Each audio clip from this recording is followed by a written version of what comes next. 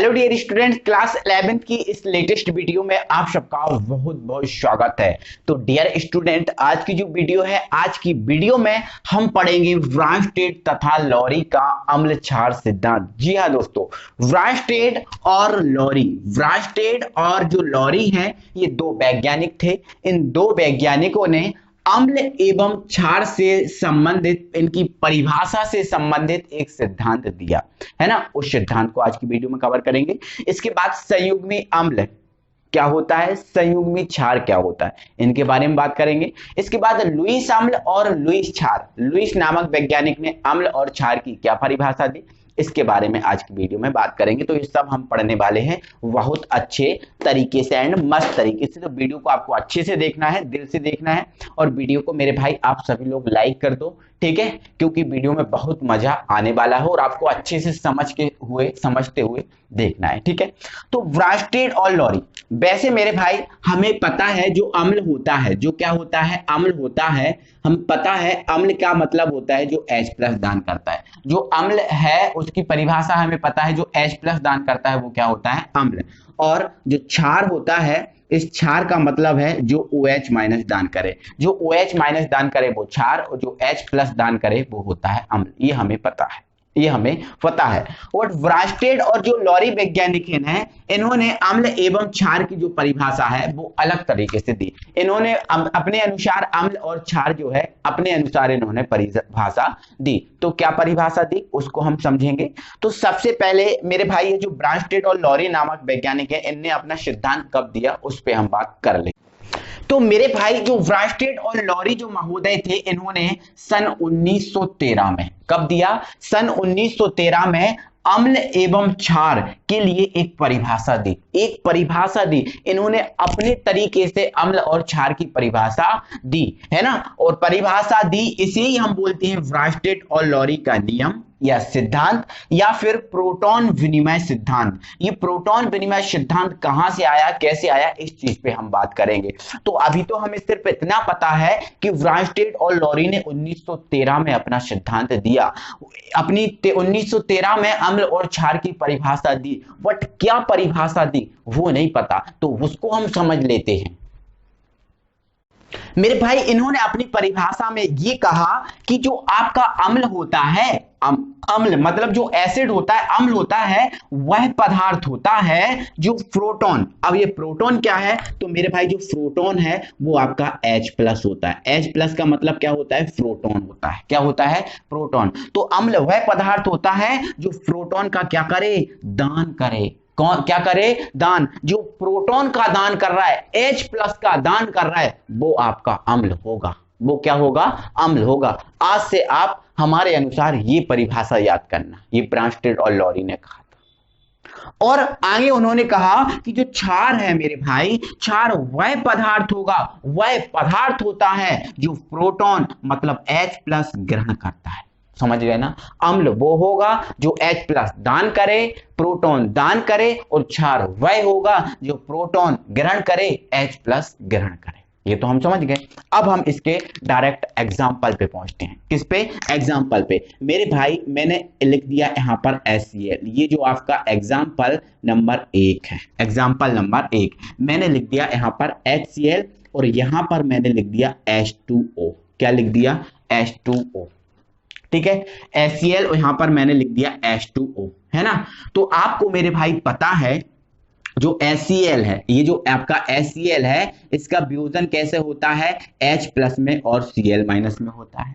और जो आपका H2O है, इसका वियोजन कैसे होता है, अब आपको पता ना हो तो आज की बात याद रखना, H+ और OH-, इन दोनों में आपका H2O का वियोजन होता है। HCl का इस टाइप से, H2O का ऐसे। आज के बाद याद रखना, ठीक है। तो आपका जो HCl है, इस HCl के पास H+ है, H+ है। तो यदि आपका जो HCl है अपना H+ मतलब आपका जो प्रोटॉन है, H+ मतलब, H+ का मतलब क्या है, प्रोटॉन, H+ का मतलब क्या है, प्रोटॉन। अब यदि आपका HCl जो है अपना H+ या फिर जो प्रोटॉन है वो दान करे, अब कोई दान करेगा तो कोई ग्रहण करने वाला तो होगा ही होगा, बिल्कुल सिंपल सी बात है। यदि जो H+ है अपना प्रोटॉन दान कर दे, तो ये जो H+ है इस प्रोटॉन को ये जो आपका H+ है, प्रोटॉन है, इस H+ प्रोटॉन को H2O द्वारा ग्रहण कर लिया जाएगा। तो यहां पर H+ का दान कौन कर रहा है? HCl। यहां पर जो H+ इसको ग्रहण कौन कर रहा है? H2O, है ना। तो देखो इनने बोला था जो दान करता है वो क्या होगा? अम्ल। मतलब जो HCl दान कर रहा है तो आपका HCl होगा अम्ल। HCl क्या होगा? अम्ल। और यहां पर जो H+ इसको ग्रहण कौन कर रहा है? इसको ग्रहण कर रहा है H2O। कौन कर रहा है? H2O। तो जो ग्रहण करता है वो क्या होता है? क्षार। तो ये ग्रहण कर रहा है तो ये भाई आपका क्या होगा? क्षार होगा। क्या होगा? क्षार होगा। समझ गए? तो इसने दान किया अम्ल, इसने ग्रहण किया क्षार। ये इनके अनुसार परिभाषा, मतलब इनके अनुसार ये अम्ल है और ये क्या है? क्षार है ना। अब इसने प्रोटॉन को दान कर दिया।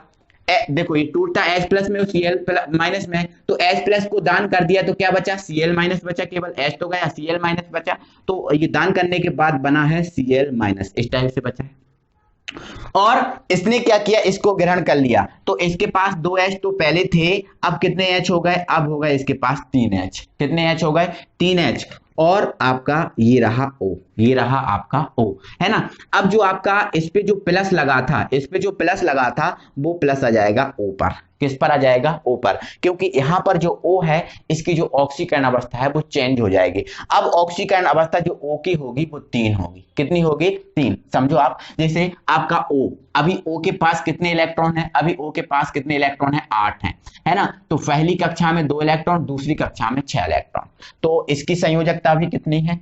2 है, क्योंकि 6 है तो 8 बनाने के लिए 2 की जरूरत है। तो अभी कितनी ऑक्सीकरण अवस्था प्रदर्शित करेगा? ओनली 2 करेगा। कितनी करेगा? 2 करेगा। मतलब अपने साथ जो O है केवल 2 H जोड़ सकता है, इस टाइप के 2 H जोड़ सकता है। बट इसके पास अब कितने H जोड़े हैं? 3। अब 3 H जोड़ेगा तो इस O पे आ जाएगा प्लस, इस O पे आ जाएगा प्लस। इस प्लस का मतलब क्या है? इलेक्ट्रॉन दान करना। क्या करना? इलेक्ट्रॉन दान करना। तो इसके पास 8 इलेक्ट्रॉन थे, 1 इलेक्ट्रॉन दान कर दिया तो कितने इलेक्ट्रॉन बचे? 7। तो पहली कक्षा में 2 और दूसरी कक्षा में कितने? 5। अब 5 को 8 बनाने के लिए कितने इलेक्ट्रॉन की जरूरत है? 3 की जरूरत है। कितने की जरूरत है? 3। तो अब ये कितनी ऑक्सीकरण अवस्था प्रदर्शित करेगा? 3। इसलिए 3 H इसके साथ जुड़ गए और ऊपर क्या आ गया? प्लस। समझ गए? तो ऊपर जब प्लस आएगा तो ये 3 ऑक्सीकरण अवस्था प्रदर्शित करेगा। ठीक है, समझ गए ना। तो इसने दान किया तो ये अम्ल, इसने ग्रहण किया तो ये क्षार, और ग्रहण किया, इसने दान कर दिया तो Cl- बचा, और इसने ग्रहण किया तो 2 थे, अब कितने H हो गए? 3। समझ गए ना। ये क्लियर हो गया, कोई दिक्कत नहीं है। एक और एग्जाम्पल बताता हूं। ठीक है, अब ये आपका है NH3, ये आपका क्या है? NH3। एग्जाम्पल नंबर ये 2 है आपका। ठीक है, और यहां पर आपका है H2O। क्या है आपका? H2O। समझ गए ना। अब मेरे भाई एक चीज और समझ लो, एक चीज आप ये समझ लो। देखो आपका जो H2O है वो H+ और OH- में टूटता है ना। और आपको अम्ल की परिभाषा पता है, जो H+ देता है वो अम्ल है और जो OH- देता है वो क्षार है। बट जो आपका जल है वो तो H+ भी दे रहा है, OH- भी दे रहा है। मतलब ये अम्ल भी है और क्षार भी है, अम्ल भी है और क्षार भी है। अम्ल और जो क्षार दोनों होते हैं उसको बोलते हैं हम उभयधर्मी। क्या बोलते हैं? उभयधर्मी। मतलब आपका जो जल है, जल की प्रकृति क्या है? उभयधर्मी। जल की प्रकृति क्या है? उभयधर्मी। जल अम्ल भी है और क्षार भी है, इसलिए जल की प्रकृति क्या हो गई? उभयधर्मी हो गई। ठीक है, ध्यान रखना, जो अम्ल होता है वो H+ देता है, जो क्षार होता है वो OH- देता है। बट एक चीज और सुनो, जैसे मेरे भाई यहां पर जो NaCl लिखा है ना, इसका वियोजन होगा Na+ में और Cl- में होगा। अब यहां तो हम देख रहे हैं सर, ये तो ना तो N+ दे रहा है, सॉरी ना तो H+ दे रहा है सर, ना तो ये OH- दे रहा है। तो सर ये क्या होगा? तो मेरे भाई जो ना H+ दे, जो ना OH- दे, उसे हम बोलते हैं लवण। क्या बोलते हैं? लवण। तो ये आपका लवण है। ठीक है, और जो H+ और OH- दोनों देता है वो होता है उभयधर्मी। तो इतना क्लियर है। ये हमारा दूसरा, इतना आपको मैंने एक्स्ट्रा चीजें बता दी, ये हम अगले एग्जाम्पल पे पहुंचते हैं। ठीक है, चलो। अब आपका जो H है, जो H2 है, इसके पास H भी होता है और OH भी होता है। इसके पास आपका H+ भी है और OH- भी, दोनों है। ठीक है, तो ऐसी कंडीशन में अब यदि जो आपका H2 है, इसके पास जो H+ है वो आपका इसको दे दे, अपना जो H+ है वो आपका इसको दे दे, है ना। तो जब इसको H प्लस दे देगा तो अब देने वाला कौन है, अभी देखो अभी ये दे रहा था तो ये अम्ल था, अब कौन दे रहा है H प्लस, ये दे रहा है, अब प्रोटॉन कौन दे रहा है, H2 दे रहा है। तो अब आपका जो प्रोटॉन जो H2 होगा वो होगा अम्ल, क्योंकि जो प्रोटॉन देगा वही अम्ल होगा, तो ये अम्ल है ना। और ये प्रोटॉन को क्या कर रहा है, ग्रहण, तो ये आपका क्या होगा, क्षार, ये आपका क्या होगा, क्षार। ये ब्रांस्टेड और लॉरी के अनुसार ये अम्ल है और ये क्या होगा, क्षार। क्लियर हुआ। चलो अब इसने देखो H प्लस को ग्रहण कर लिया, तो इसके पास कितने थे, H 3 थे, एक और आज H आ गया, तो H कितने हो गए, H हो गए आपके पास 4, कितने हो गए 4, और यहाँ पर जो प्लस है वो प्लस आ जाएगा आपका N पर, किस पर आ जाएगा, N पर, क्योंकि N की बैलेंस यहाँ पर चेंज हो जाएगी। ठीक है। चलो अब इसके पास H और OH थे, तो H तो दे दिया, क्या बचा, OH माइनस, क्या बचा, OH माइनस, समझ गए ना। तो ये आपका अम्ल दिया, इलेक्ट्रॉन प्रोटॉन दिया, इसने ग्रहण किया, तो ये क्षार। तो ये ब्रॉन्स्टेड और जो लॉरी है इसका हमने अम्ल क्षार सिद्धांत समझा है। एक एक चीज को, ऐसा नहीं मेरे भाई, एक एक चीज को हमने समझा है, एक कोई छोटी सी चीज को भी हमने इसमें रहने नहीं दिया।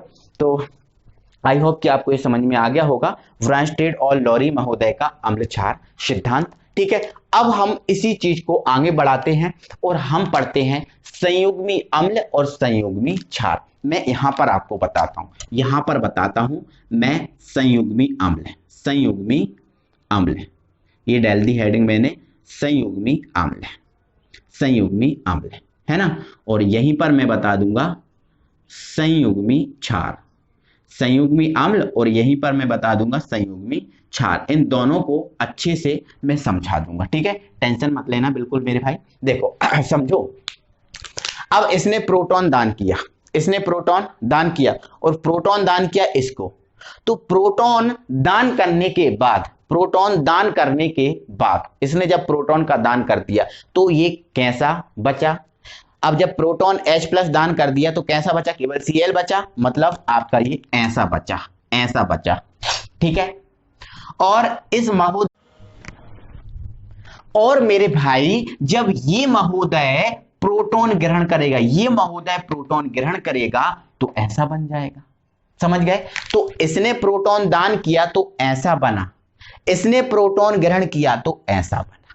इसी प्रकार इसमें, अब इसमें दान किया, इसने दान किया, H प्लस और OH माइनस था, तो जब इसने प्रोटॉन दान किया तो इसने प्रोटॉन दान किया तो H गया, क्या बचा, OH, ऐसा बना। और जब इसने प्रोटॉन ग्रहण किया तो ये ऐसा बना, समझ रहे हो ना। तो प्रोटॉन दान किया, इसने प्रोटॉन दान किया तो ऐसा बना, इसने ग्रहण किया तो ऐसा बना, समझ रहे हो ना। तो मेरे भाई मैं कहना सिर्फ आपसे इतना चाहता हूं, प्रोटॉन दान करने के बाद, प्रोटॉन दान करने के बाद बना अणु या आयन, प्रोटॉन दान करने के बाद बना अणु या आयन, जैसे इसने प्रोटॉन दान कर दिया तो ऐसा बना, है ना, बना कि नहीं। तो प्रोटॉन दान करने के बाद बना अणु या फिर आयन, बना अणु या फिर आयन आपका कहलाता है संयुग्मी अम्ल, संयुग्मी अम्ल। अब देखो इसने प्रोटॉन जब दान कर दिया तो ऐसा बना, ऐसा बना, मतलब ये आपका है संयुग्मी अम्ल, संयुग्मी अम्ल। और इसमें जब इसने प्रोटॉन का दान कर दिया, इसने जो है ना प्रोटॉन का दान कर दिया तो H प्लस का दान किया, क्या बचा, OH माइनस, मतलब ये आपका बना ऐसा, ऐसा बना। तो प्रोटॉन दान करने के बाद आपका ये ऐसा बना, तो ये संयुग्मी अम्ल है मेरे भाई। प्रोटॉन दान करने के बाद जो अणु या फिर जो आयन बनता है वही संयुग्मी अम्ल कहलाता है, वही संयुग्मी अम्ल कहलाता है। तो ऐसा बना तो ये संयुग्मी अम्ल, इसमें ऐसा बना तो ये आपका संयुग्मी अम्ल, संयुग्मी अम्ल, संयुग्मी अम्ल, समझ गए ना। तो ध्यान रखना, आप परिभाषा अपनी कॉपी में लिख लो, प्रोटॉन दान करने के बाद बना अणु या आयन संयुग्मी अम्ल कहलाता है, संयुग्मी अम्ल कहलाता है। ये दोनों एग्जाम्पल आप अपनी कॉपी में लिख लेना, संयुग्मी अम्ल के ये दोनों एग्जाम्पल हैं। ठीक है, कोई दिक्कत। चलो अब आ जाओ संयुग्मी क्षार पर। अब हमने देखा प्रोटॉन दान करने के बाद बना अणु या आयन संयुग्मी अम्ल है, वट प्रोटॉन ग्रहण करने के बाद अब दान करने वाली बात खत्म है, प्रोटॉन ग्रहण करने वाली बात आ गई। प्रोटॉन ग्रहण करने के बाद बना अणु या फिर आयन, बना अणु या फिर आयन संयुग्मी क्षार है। देखो इसने दान किया तो ऐसा बना, बट इसने जो दान किया था तो इसने प्रोटॉन को ग्रहण किया, और जब इसने प्रोटॉन को ग्रहण कर लिया तो ये ऐसा बना। इसने प्रोटॉन को ग्रहण कर लिया तो ये ऐसा बना।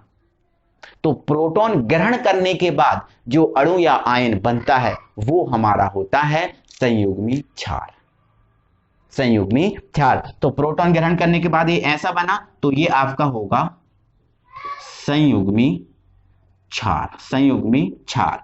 और ये प्रोटॉन ग्रहण करने के बाद ऐसा बना तो ये आपका होगा संयुग्मी क्षार, संयुग्मी क्षार। तो ये आपका संयुग्मी अम्ल है और ये संयुग्मी क्षार हमारा ब्रांस्टेड और लॉरी संयुग्मी अम्ल, संयुग्मी क्षार। संयुग्मी क्षार के एग्जांपल भी आप यही लिख सकते हो, कोई प्रॉब्लम नहीं है। आई होप मेरे स्टूडेंट कि आपको ये संयुग्मी अम्ल, ब्रांस्टेड और लॉरी मस्त एंड धांसू तरीके से आपको समझ में आ गया होगा, कोई दिक्कत नहीं है ना। तो मेरे स्टूडेंट आप दिल से ना वीडियो को लाइक कर दो एक बार, क्योंकि मैं आपको पढ़ा रहा हूं तो आप ये समझ लेना कि मेरी भी आपको मेहनत लग रही है और फुल मेहनत के साथ आपको समझा रहा हूं, पढ़ा रहा हूं, ठीक है। तो दिल से यार वीडियो को लाइक कर दो, ठीक है। चलो